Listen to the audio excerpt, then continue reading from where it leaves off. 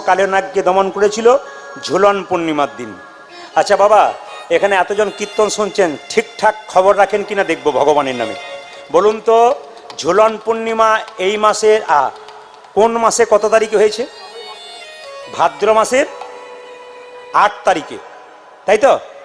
ঝুলন পূর্ণিমা ভাদ্র মাসের 8 তারিখে। আমার দিকে তাকান।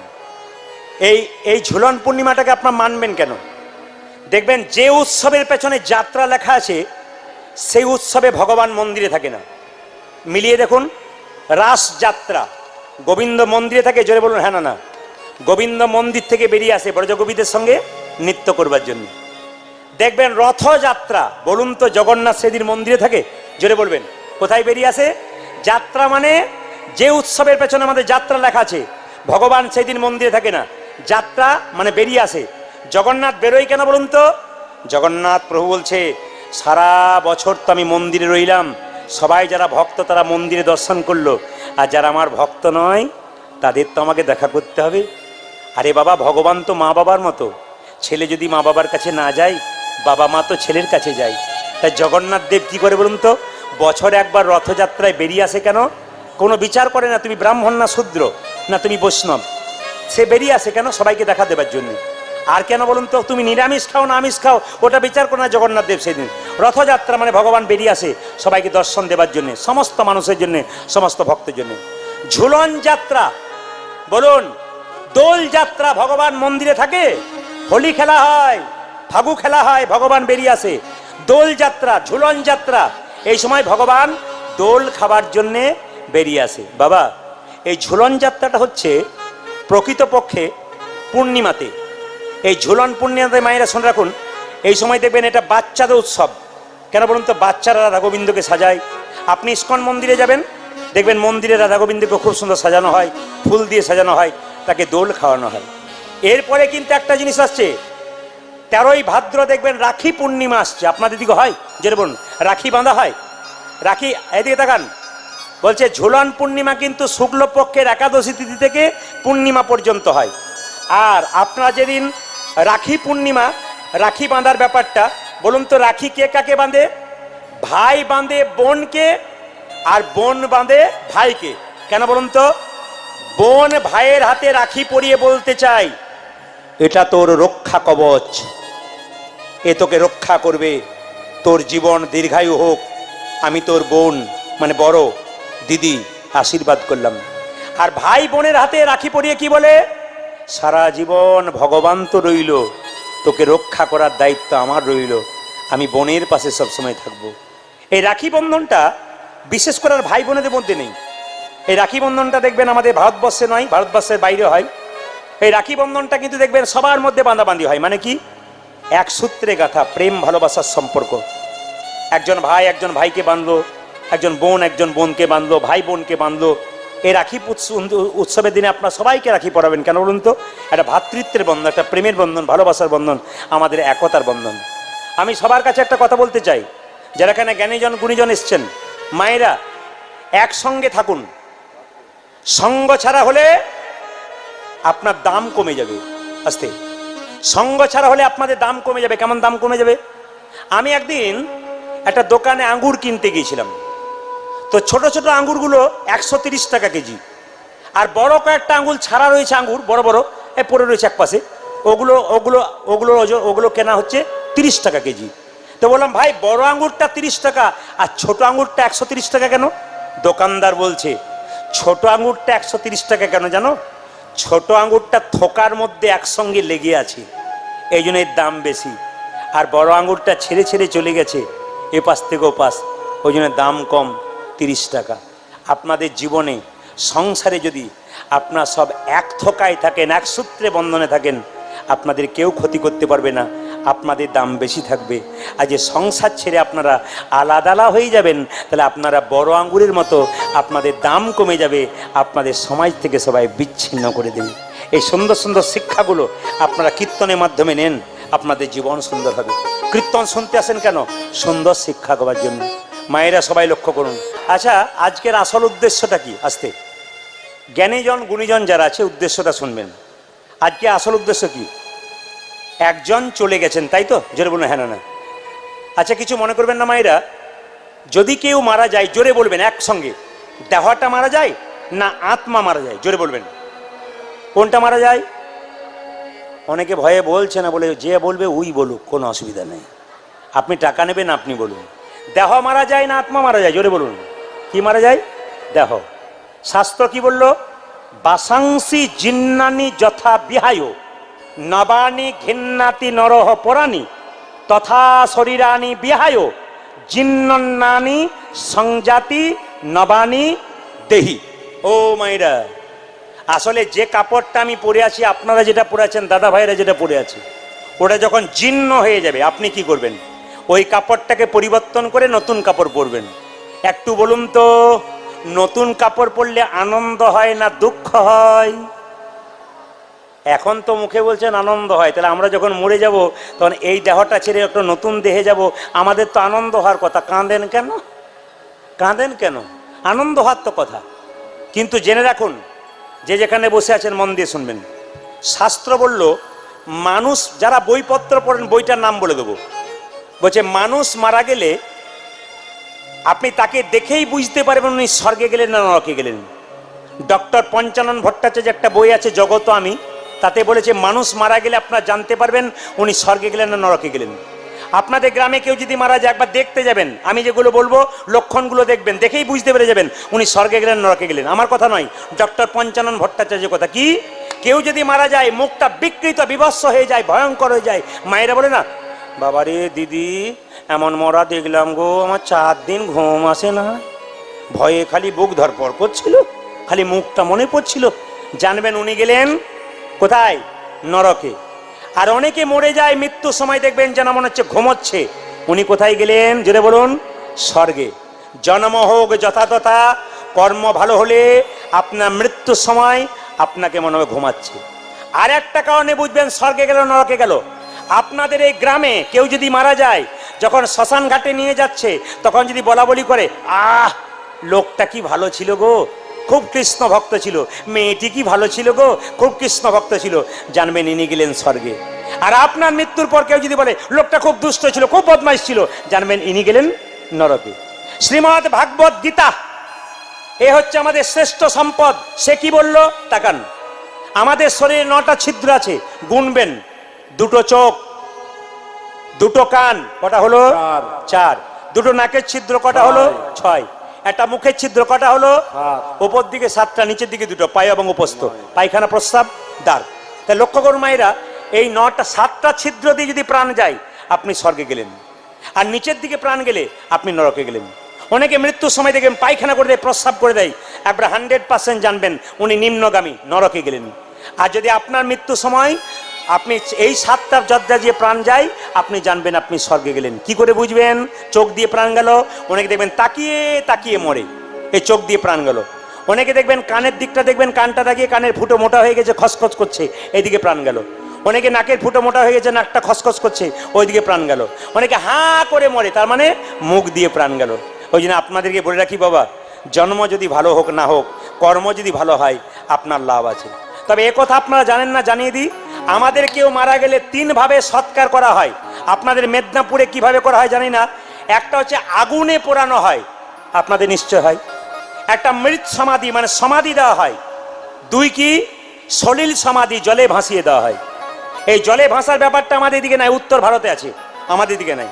আগুনে পোড়ানো মানে কি, আপনাদের এখানে করে কিনা জানি না, আমাদের ওখানে নিয়ম আছে। ধরুন ছেলের বাবা মরেছে, তো বাবাকে শ্মশান ঘাটে নিয়ে গেছে, চিতাতে যখন শুয়ে দিয়েছে, তখন আগুনটাকে কোন একটা জিনিসের উপর আগুনটা জ্বালিয়েছে, আগুনটা জ্বালিয়ে চিতার চারিদিকে ঘুরছে। আর ঘোরার সময় একটা কথা বলছে, এই কথাটা আপনারা কেউ বোঝেনও না আর কেউ বলেনও না, অনেক জায়গায় বলে না, কি বলছে আমরা বুঝিও না, করতে হয় করি। কি বলি? আগুনের মশালটাকে নিয়ে বাবার শয্যার চারিদিকে ঘুরতে ঘুরতে বলি, হে অগ্নিদেব ব্রহ্মা, আমার বাবা সংসারে থেকে যদি কোনো অন্যায় করে থাকে তুমি আমার বাবাকে ক্ষমা করে দাও, যদি কোনো পাপ করে থাকে ক্ষমা করে দাও, এরপরে আমাকেও এখানে আসতে হবে, আমার পথটা ব্রহ্মা অগ্নিদেব তুমি পরিষ্কার করে দাও।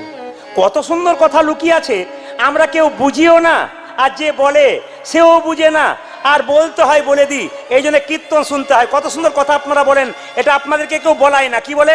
তোর বাবা চারিদিকে একবার ঘুরে দে, 3বার নিয়ে আগুনটা দিয়ে দে, ব্যাস। কিন্তু মানেটা কি এটা বলা যায় না। কি মানে? হে অগ্নিদেব, আমার পিতৃদেব বা মাতৃদেবী, যদি কোনো অপরাধ করে থাকে তুমি ক্ষমা করো, আমাকে একদিন এখানে আসতে হবে বাবার মতো। তার মানে আপনি জেনে গেলেন যে আমাকে আসতে হবে। কত চৈতন্য জ্ঞান দেখুন, জেনে যাওয়া হলো।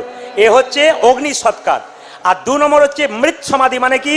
মুসলিমদের দেখবেন কি করা হয়, কি করা হয়? কব্বর দেওয়া হয়, আমাদেরকে সমাধি দেওয়া হয়। কাদের সমাধি দেওয়া হয়? আপনার আমার সমাধি নাও হতে পারে। কার সমাধি হবে? বৈষ্ণবের সমাধি হবে। বৈষ্ণব সবসময় নাম জপ করে, তার দেহটাকে অগ্নিদেব গ্রহণ করে না। কি বলে? তুমি যেমন ভাবে হরিনাম করছো সংসারে বসে তিলকমালা নিয়ে, তোমাকে মাটিতে গর্ত খুঁড়ে এরকম করে চুপচাপ বসিয়ে দেওয়া হবে তিলকমালা দিয়ে। মানে যেভাবে তুমি সংসারে নাম করতে করতে যাচ্ছিলে, সমাধির মধ্যে বসে তুমি নাম করতে করতে পরপারে গেলে। ও মায়েরা, দেখবেন যখন সমাধি দেওয়া হয় তখন দেখবেন তাকে লবণ মাখানো হয়, চারিদিকে লবণ দেওয়া হয়। কেন বলুন তো? পোকা হবে না, মৃতদেহটা বহুদিন থাকবে, এই জন্য তাতে লবণ দেওয়া হয়। এই জন্য মৃত সমাধি। আর সলিল সমাধি মানে কি? উত্তর ভারতে হয়, জেনে নিন। আমাদের দিকে আগে ছিল, এখন আর নাই। সলিল সমাধি মানে আপনি মারা গেলেন, আপনাকে বাক্সের ভেতরে ঢুকিয়ে দেওয়া হলো। শুনবেন ভালো করে, আপনি মারা গেলেন, আপনাকে বাক্সের ভেতরে ঢুকিয়ে দেওয়া হলো।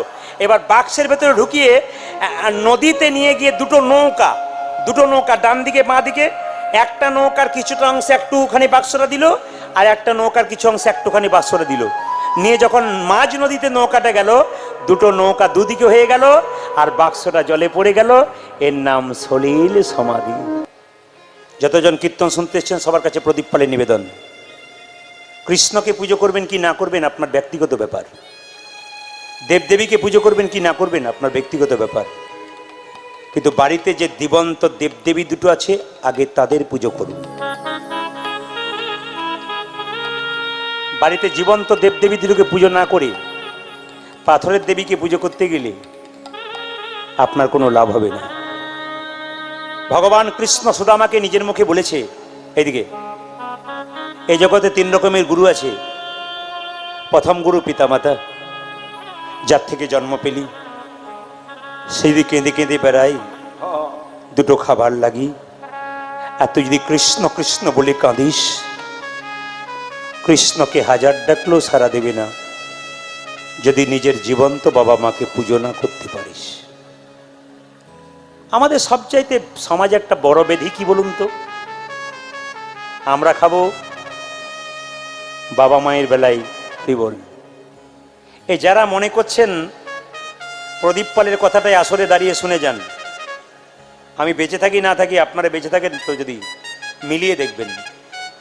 আজ যদি আপনি সংসারে বসে বসে মনে মনে ভাবছেন বৃদ্ধাকে কাঁদাবো দেবো না, বৃদ্ধকে কাঁদাবো দেবো না, আমার ছেলেকে মানুষ করব, বড় করব, আপনি ভুল করছেন। আপনার ছেলে যখন বড় হবে, আপনাকে কাঁদাতে কাঁদাতে ঘর থেকে বের করবে, সেই দিন বুঝবেন কাঁদালে কাঁদিতে হয়, এ কথাটা মিথ্যে নয়। যে যেমন কর্ম করে তার সেরকম ফল হয়। অনেক মেয়েরা দেখবেন এখন বাচ্চাগুলোকে কোলে পেয়ে মনে মনে ভাবে এরা আমার সর্বে সর্বা। না,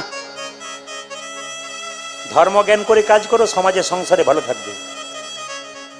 ছেলেকে খুব কোলে পিঠে করে মানুষ করছো, তুমি যদি শিক্ষিতা নারী হও, জ্ঞানী হও, তুমি যাকে স্বামী রূপে পেয়েছো, বৃদ্ধা বুড়িটা যা বাড়িতে রয়েছে, এই বৃদ্ধা মা কিন্তু তোমার মতো ওই রকম করে মানুষ করেছিল। তার ছেলেকে তুমি যদি কেড়ে নাও, তুমি তৈরি হয়ে থাকো, তোমার যখন ওরকম বয়স হবে, তোমার ছেলেকে আর একজন কেড়ে নিয়ে চলে যাবে। সেই দিন তুমি বুঝতে পারবে একজনকে কাঁদানোর কি ফল। এইদিকে তাকাবেন, যারা কীর্তন শুনছেন খুব মন দিয়ে শুনবেন। মায়ের মতো আপন পৃথিবীতে কেউ হয় না। ছেলের জন্যে মা চিরকাল কাঁদে,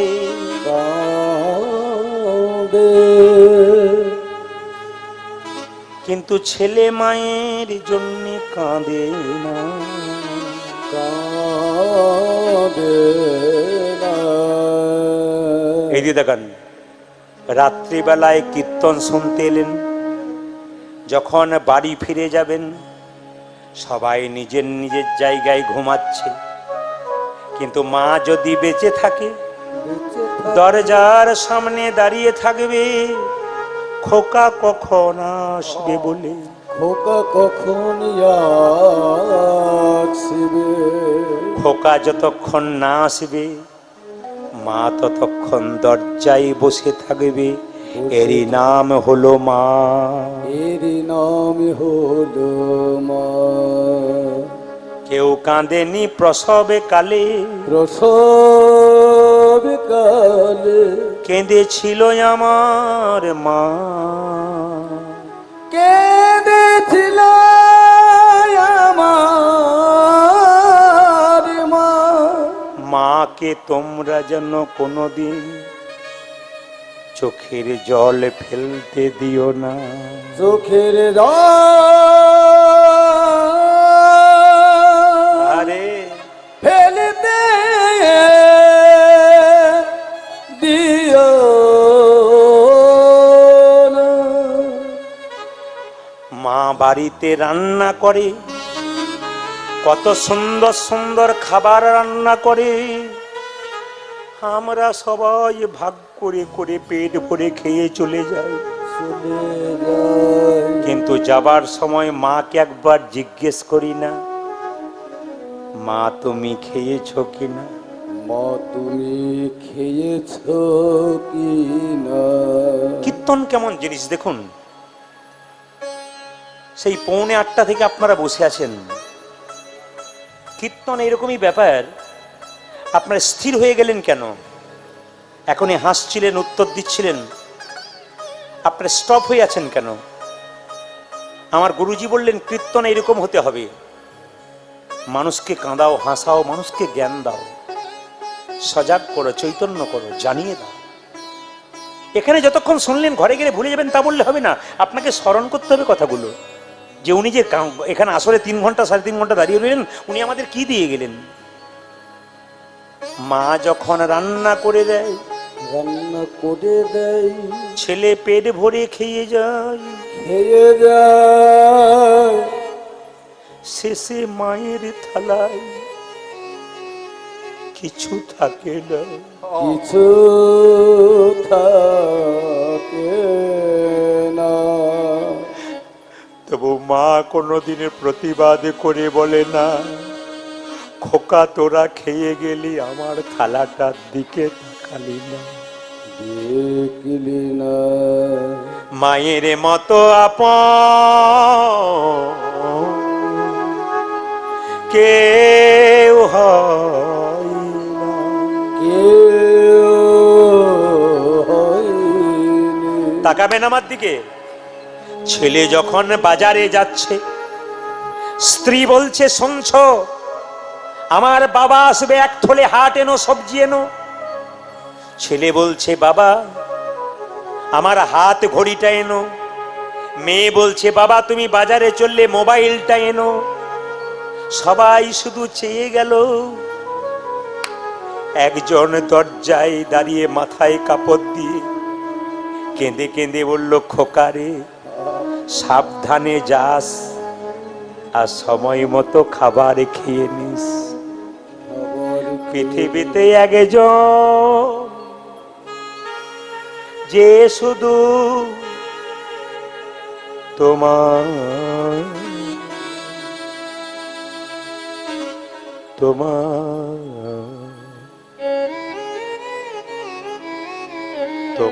কথা ভাবে। আমার কথা ভাবে। আজকে কীর্তনে আসার আপনারা স্টপ হয়েছেন, আপনাদের কাছে একটাই নিবেদন রইল, আজকে হরিবাসরে প্রতিজ্ঞা করে যান।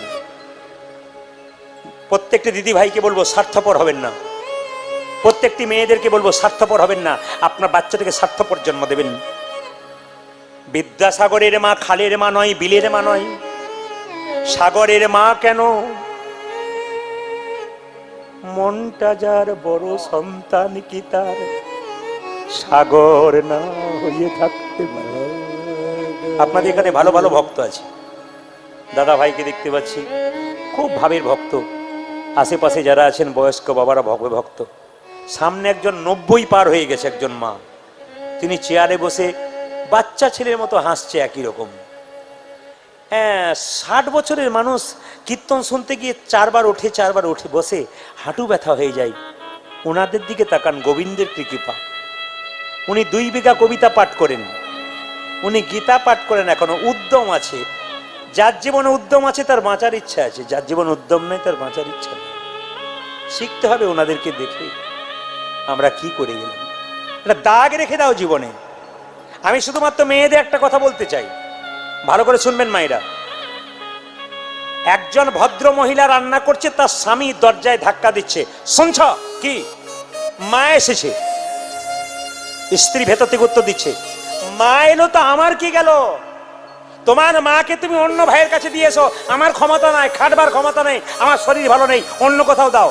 আরে শুনছো, মা এসেছে, দরজা খোলো। তখন তার স্ত্রী বারবার বলছে, আমি বললাম তো দরজা খুলবো না, তুমি তোমার মাকে অন্য কোথাও দিয়েছো। আরে বললাম তো মা এসেছে, বললাম তো আমি পারবো না। ভদ্রলোক বলল, আমার মা নয়, তোমার মা এসেছে। আর যখন মেয়েটি শুনলো আমার মা এসেছে, উনি বেরিয়ে এসে বললো, তোমার লজ্জা করে না? আমার মাকে বাইরে দাঁড় করে রেখেছো, ভেতর নিয়ে এসো। এরকম স্বার্থপর হবেন না। আপনি কি ভাবছেন একজনের মাকে কাঁদাবেন বলে আপনার মা বাড়িতে হাসবে? আপনি কি ভাবছেন যে আপনি এখানে এসে একজনের মাকে কাঁদাবেন আর আপনার মা বাড়িতে হাসবে? আপনার মাকে আরেকজন কাঁদানোর জন্য বসে আছে, আপনি এখানে আপনার এখানে যার কাছে আছেন আপনি সেখানে তাকে হাসালে ওখানেও হাসবে আপনার মা? আপনি কর্ম করুন ভালো। মেয়েরা কিন্তু 2-3টে কারণে ধ্বংস হয়। কিসের কারণে সংসার ধ্বংস করে মেয়েরা? কিসের কারণে? যদি কোনো মেয়ে দেখবেন স্বামীর সঙ্গে কথায় কথায় জেদ করে, ওই সংসারের উন্নতি নাই। যে স্ত্রী স্বামীর সঙ্গে খালি কথায় কথায় তর্ক করে, এ সংসারে কোনোদিন উন্নতি নাই। যে মেয়েটি বোন এবং মায়ের কথাই সংসার চালনা করে, জানবেন সেই সংসার কোনোদিন সুখের হতে পারে না। আপনি ওই সংসার ত্যাগ করে এই সংসারে এসছেন, আপনার বেশিরভাগ দায়িত্ব এই সংসারের। ওই সংসার দেখবেন, কিন্তু এই সংসারটা আগে দেখবেন। কারণ মেয়েদের মেয়ে জন্ম নিলে 2টো বংশের আলো হয়, প্রদীপ হয়। ছেলে জন্ম নিলে একটা বংশের প্রদীপ, আর মেয়ে জন্ম নিলে 2টো বংশের প্রদীপ, একটা বাপের কুলের, একটা শ্বশুর কুলের। মাকে যেন কাঁদিও না, কাঁদিও না। একটা মায়ের পেটে একটা বাচ্চার 10 মাস 10 দিন জায়গা হয়। সেই মা সেই ছেলে বড় হয়ে চন্দ্রকোনা টাউনে ফ্ল্যাট কিনে আত্মীয় স্বজনে সবার জায়গা হয়, শুধু বাবা মায়ের জায়গা হয় না। শুধু বাবা মায়ের জায়গা হয় না। মায়ের মতো আপন কেউ হয় না। মায়ের মতো আপন কেউ হয় না। মাকে যেন তোমরা কাঁদিও না, মাকে যেন তোমরা কাঁদিও না। সবাই করজোরে বসবেন। মাথায় কাপড়, আর দাদা ভাইদের যদি রুমাল তোয়ালে থাকে আপনার মাথায় নেবেন। এই সময়টাতে, এই সময়টা খুব দামি সময়। ভগবান কৃষ্ণ কালীয়নাগকে দমন করছে। আপনার করজোরে বসলে আপনাদের শরীরের যে কালীয়নাগ আছে সেও কিন্তু আস্তে দমন হবে। তবে আগামী 20 ভাদ্র জন্মাষ্টমী, আগামী 20 ভাদ্র মায়েরা ভগবান শ্রীকৃষ্ণের জন্মাষ্টমী, সবাই মিলে রাধাষ্টমী করেন, জন্মাষ্টমী করবেন, দুর্গাষ্টমী করবেন। জন্মাষ্টমী করতে ভুলবেন না, কিন্তু জন্মাষ্টমী আপনারা প্রত্যেকে পালন করবেন। আসুন, কিন্তু আপনারা তিলক অনেকে নিয়েছেন, অনেকে নেন নাই। আপনাদের এখানে কেউ ঠাট্টা করে না। আমাদের দিকে দেখতে পাবেন, যদি কোনো মেয়ে 25 বছর বয়সে তিলক করে, পাশের 5 জন মেয়ে বলে, বাবারে হারাধনের বইয়ে কি ঢং দিদি, তিলক করেছে, মালা করেছে। আপনাদের এখানেও আছে এরকম পার্টি নাকি? আপনাদের আছে? ও, সব দিকেই আছে। তাহলে আমরা আমাদের দিকে আছে নাকি দেখে নেবেন আপনারা। হিন্দু ধর্মের শত্রু কে বলুন তো? আমরাই। আপনি তিলক করবেন, মালা করবেন, পাশের বাড়ি আপনাকে দেখতে পারবে না। অন্য ধর্মের মানুষ দেখবেন রাস্তা দিয়ে পেরিয়ে যাবে, অন্য ধর্মের মানুষ মাথাটা নিচু করে যাবে এবং সম্মান দেবে এবং বলতে চাইছে তুমি আরো ধর্ম করো, তোমার পাশে আমরা আছি।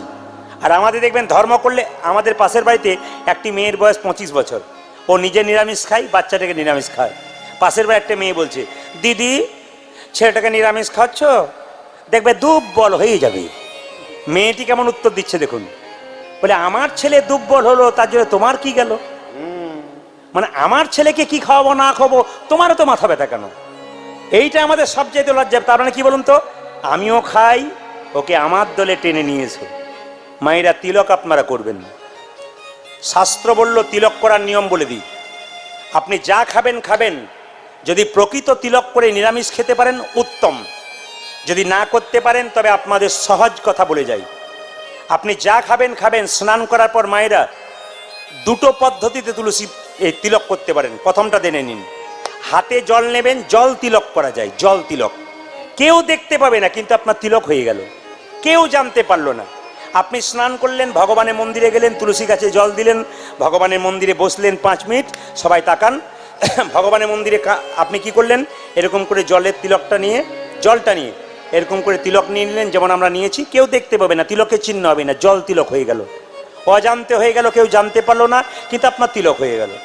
যদি কেউ মনে করেন যে আমি একটু ফোঁটা তিলক করতে চাই, কেউ যেন দেখে, তাতে আরও 5 জন নিলে নিতে পারে। আপনি মনে করবেন আমি তিলক নেবো, তাহলে আমার বাড়ির কেউ নিতে পারে। তাহলে এক কাজ করবেন, যদি কেউ তিলক আমাদের মতো না নিতে পারেন, তাহলে এই তিলক করতে পারেন। কি তিলক?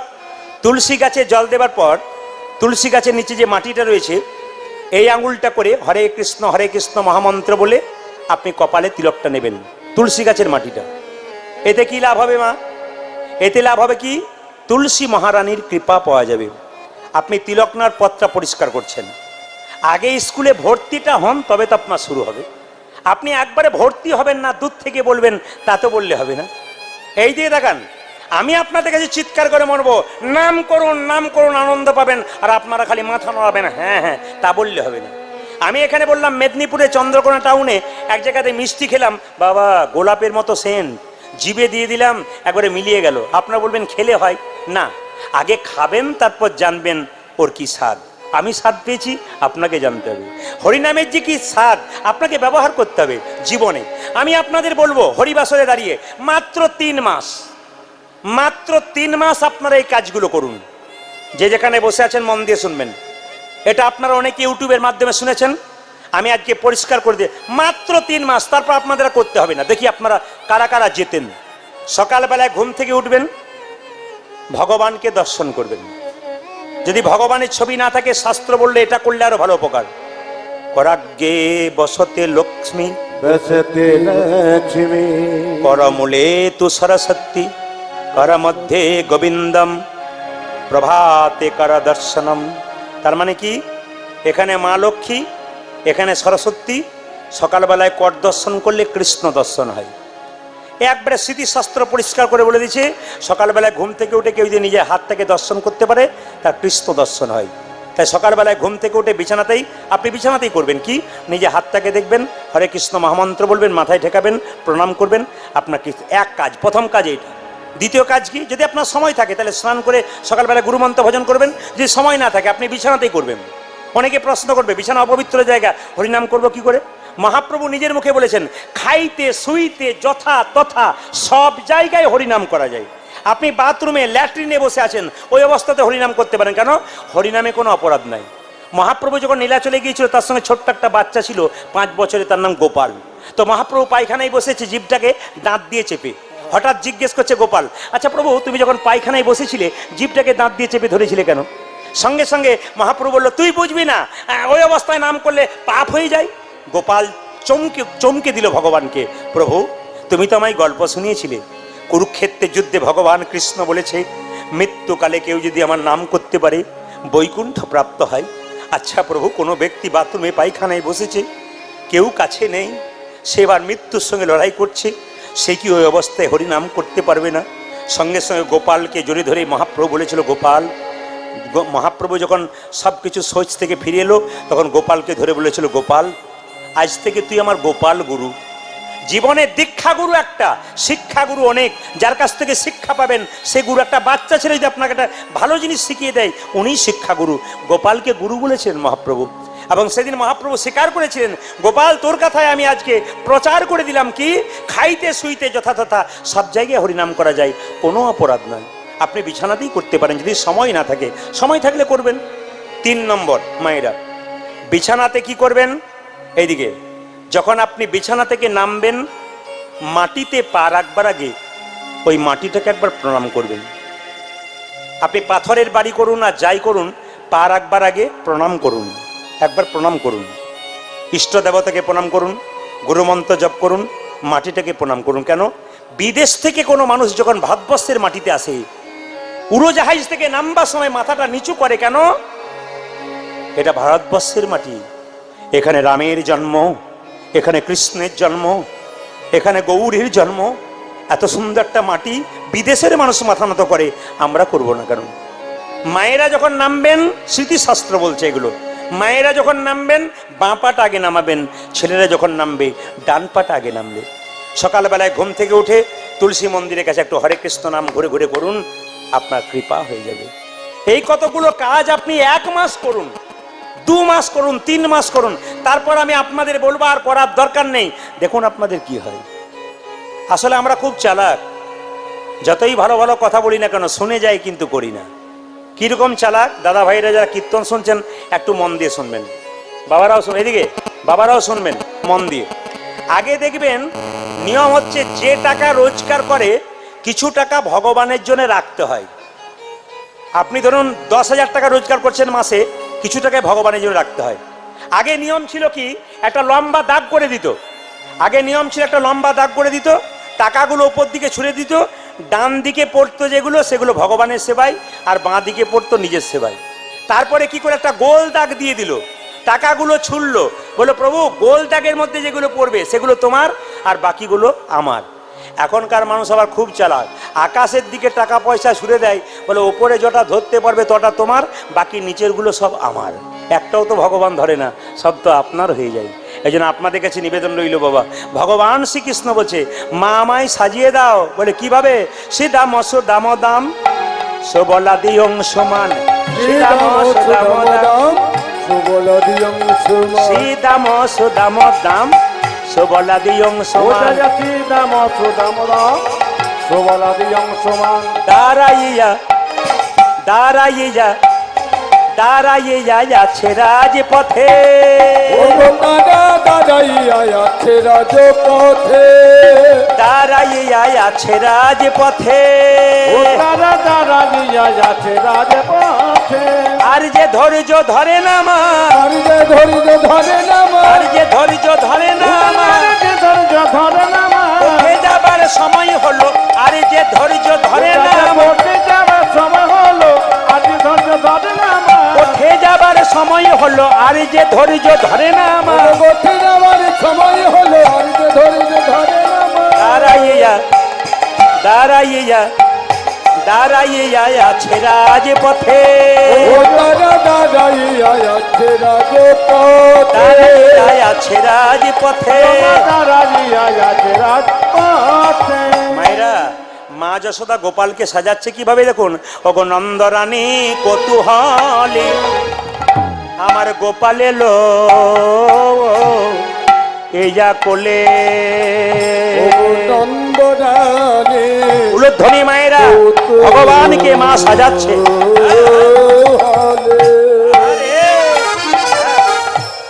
আমার গোপাল এলো ইয়া কোলে, ও যে নন্দরানী কত হলে আমার গোপাল এলো ইয়া কোলে,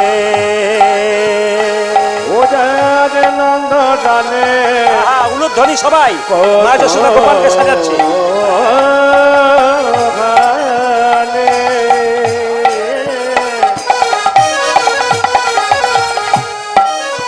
আমার গোপাল এলো ইয়া কোলে, সাজায় রানী আপন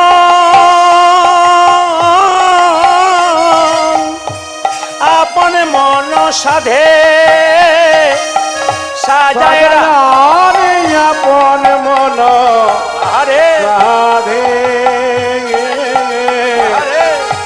সাজায় রানী আপন মন সাজে সাজায় সাজায় রানী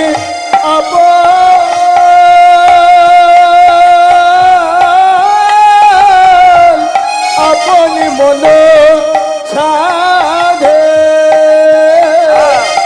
ও গো সাজাই রানী আপন মন সাধে গো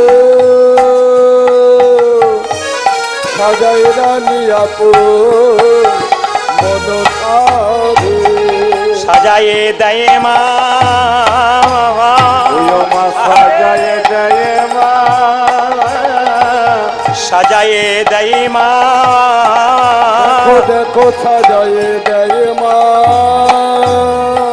নিজ গোপালকে কোলে লয়ে সাজায়ে দেয় আমার নিজ গোপালকে কোলে লয়ে সাজায় দেয় মা নিজের গোপালকে কোলে লয়ে সাজায়ে দেয় মা নিজ গোপালকে কোলে ও যে আপন মনে সাধে সাধে নিজ গোপালকে কোলে লয়ে আপন মনে সাধে সাধে নিজ গোপালে কোলে লয়ে আপন মনে সাজাইতে নিজ গোপালে কোলে লয়ে আপন মনে সাধে সাধে নিজ গোপালে কোলে আমার সাজায় দেয় মা সাজায় রানী আপন মন।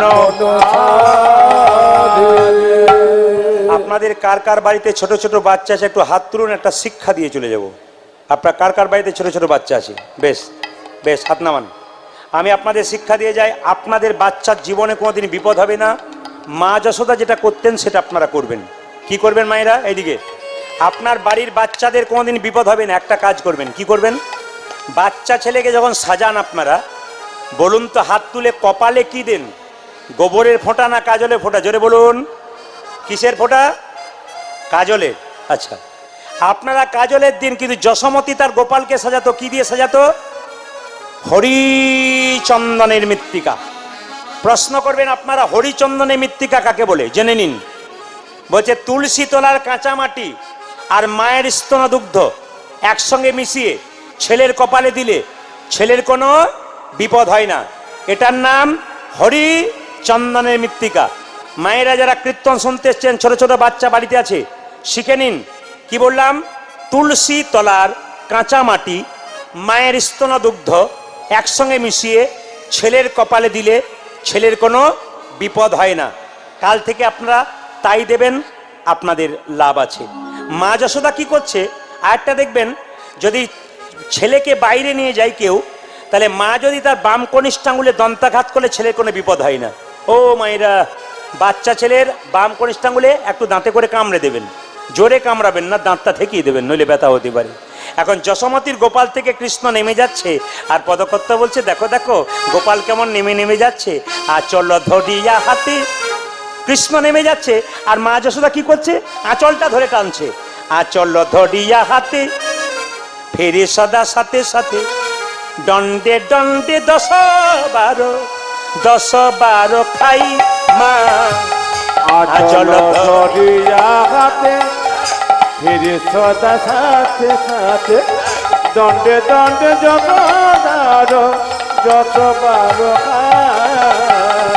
আচল ধরিয়া হাতে ফেরে সদা সাথে সাথে, দণ্ডে দণ্ডে 10-12 খাই মা। আচল ধরিয়া হাতে ফিরে সদা সাথে সাথে, দণ্ডে দণ্ডে যত বারো হেন দুধের ছেলে বনেতে বিদায় দিলে, কেমনে ধরতে পারে মা? বল বল। হেন দুধের ছেলে বনেতে বিদায় দিলে, কেমনে ধরতে পারে হেন দুধের ছেলে বনেতে বিদায় দিলে, কেমনে রইতে পারে বল মা? হেন দুধের ছেলে বনেতে বিদায় দিলে, কেমনে রইতে পারে কেমন করে রইব? কেমন করে রইতে পারে কেমন করে রইব বলে বল বলে কেমন করে রইব বল? তোরে বনে বিদায় দিয়ে কেমন করে রইব বল ওরে তোরে বলে বিদায় দিয়ে কেমন করে রইব বল? ধরে বলুন রাধা রানী কি, বাহ বাহ, শ্যাম সুন্দর কি, মদন মোহন কি, হরিবাসর কি। আজকে যত তাজা থাকবেন গোবিন্দ সেবায় তত লাগবেন। আর নেতাই গৌর হরিবোল বলে রাধা রানী কি, তাহলে হরিবোল হয়ে যাবে। জোরে বলুন রাধা রানী কি।